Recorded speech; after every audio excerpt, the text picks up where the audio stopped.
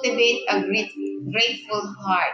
So, ibig sabihin, mababasa natin yan sa 1 Thessalonians chapter 5, verse 16. Rejoice evermore. So, lagi tayong magsaya.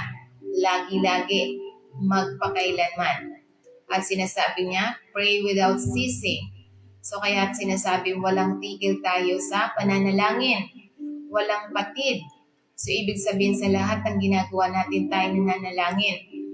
So, sinasabi niya rito sa 1 Thessalonians chapter 5, verse 18, "In everything give thanks, for this is the will of God in Christ Jesus concerning you." So, kaya nga ito'y sinasabi na gratitude shift our focus from what is missing to what eternal. So, ibig sabihin, kailangan nating magpasalamat ang ating pagtuon mula sa kung ano ang nawawala at kung ano ang walang hanggan. Dapat huwag tayo nakatutok sa mga bagay na wala sa atin. Dapat ang tinututukan natin na mayroon tayong ugnayan sa Panginoon Kristo na walang hanggan. Na ito'y lumalaki ang saya kung saan nakatanim sa pamamagitan ng pasasalamat. So ano